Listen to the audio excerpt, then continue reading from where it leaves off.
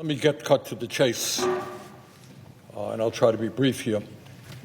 We hear a lot of talk on the floor of the Senate about patriotism, about love of country, about how we have all got to work together for the common good. And it would seem to me that when we talk about those who sacrifice, those who have put their lives on the line to defend this country, we're talking about the men and women in America who are veterans. And yet, what we have seen in the last month from the President and from Elon Musk is a chainsaw approach to essentially destroy the Veterans Administration. And that is, there are plans afoot, public, no one is debating the numbers. They want to fire 83,000 employees. And when you fire 83,000 employees, nobody believes that anything else will happen, but that there will be a deterioration in the quality of health care that our veterans receive, or a delay in the benefits that they have earned. Now, I've heard criticism of the VA. VA is the largest health care system in America. Is it perfect? Absolutely not. Does it have its problems? Of course it does. But compared to what?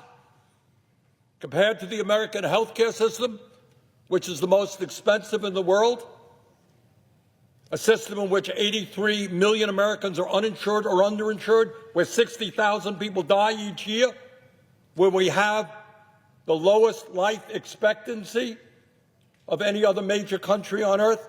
So no, the VA is not perfect. It needs improvement. But I will tell you that in the state of Vermont, I talk to a lot of veterans. I'm the former chair of the Veterans Committee, and I have the honor to talk to veterans of Vermont and all over this country. And in Vermont, what they tell me, there is enormous pride in the quality of care that they get at the VA Medical Center in White River Junction, Vermont, and as well in the community-based outreach clinics that exist all over our state. And I expect, with some exceptions, that is true all over the country. Bottom line is, veterans appreciate the care that they get at the VA. Want it improved, but they appreciate it, and they do not believe that there should be massive cuts to the Veterans Administration. Truth is that in fiscal year 24, before Trump took office, the VA reported over 36,000 vacancies, including 2,400 doctors, 6,300 registered nurses, 1,800 social workers, and 1,200 custodians.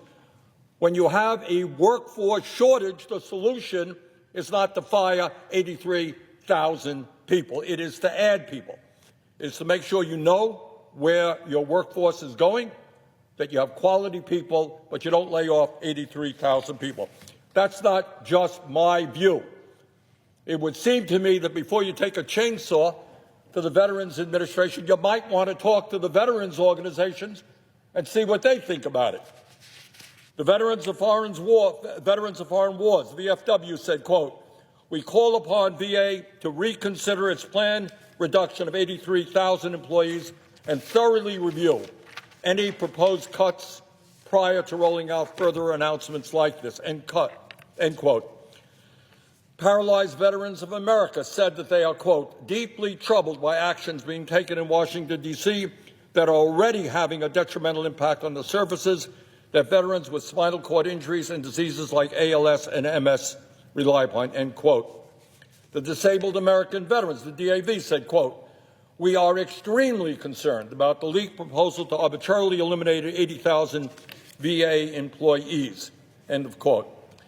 That is what some of the major veterans organizations are saying, and I've talked to virtually all of the veterans organizations, and they are deeply, deeply, deeply concerned about the cuts that we have seen and the cuts that Musk is proposing.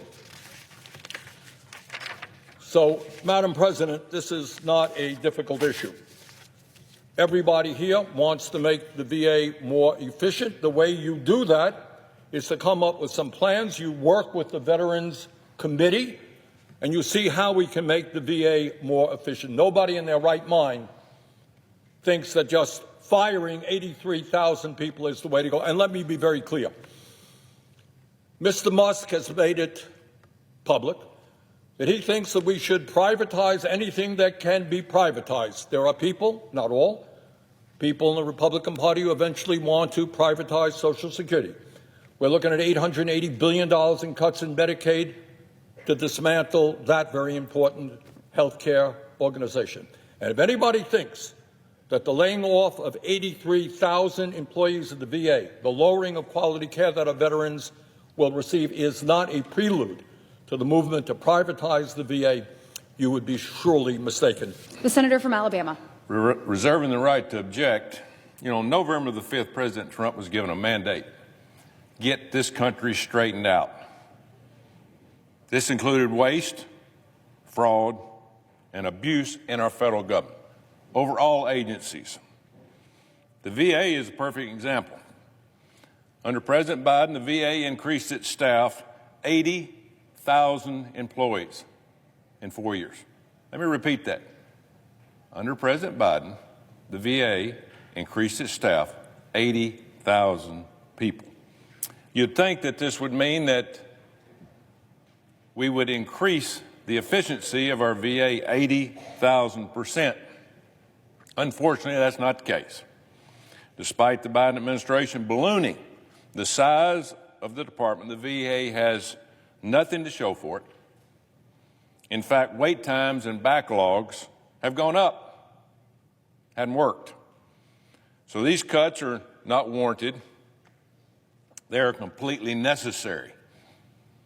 By reducing the number of employees, these savings can be redirected to actually providing veteran health care and benefits while still protecting VA's mission of critical jobs like doctors, nurses, and claims processors. Do the job it was meant to do. And phasing out non-mission critical jobs like DEI officers and interior designers, for just a few, is necessary to get this job done. Now, I don't want to oversimplify this. I know these problems at the VA exist. They always have existed. Since 2015, the VA care has been on the government accountability list. High risk. That means it's being audited. Are they doing their job? Not very good reviews. We have to do better for our veterans. I come from a military family, spent many hours in the VA. Some are good, some are not so good. Let's stand up for our veterans. The VA challenges across the board, from overseeing simple things like safety and access of care, are essential. And it's not by having more people, it's by having better people. The VA is not supposed to be a massive bureaucracy. That's not what it was meant to be. It was created to serve our veterans. This resolution being put forward would directly prevent President Trump from carrying out his mandate that the American people gave him. American people have spoken, and the days of business as usual are over. The VA is going to get better. For these reasons, Madam President, I object. Objection is heard. Madam President. The senator from Vermont. I am not aware that in the so-called mandate of President Trump, and by the way, he got millions of votes less than Joe Biden got 4 years previously, I don't recall that during the campaign, Trump went around the country saying, hey, elect me, I'm going to lay off 83,000 workers at the Veterans Administration. Yes, we all want the VA to operate more efficiently, but the idea that you can lay off 83,000 employees and make that happen is absurd. The truth is, again, before Trump took office, we had a significant shortage in the number of doctors, nurses, mental health counselors, and other practitioners. So it is disturbing to me that anyone who claims to be supporting veterans in this country and the sacrifices they have made would object to this amendment, this resolution. And with that, I would yield the floor.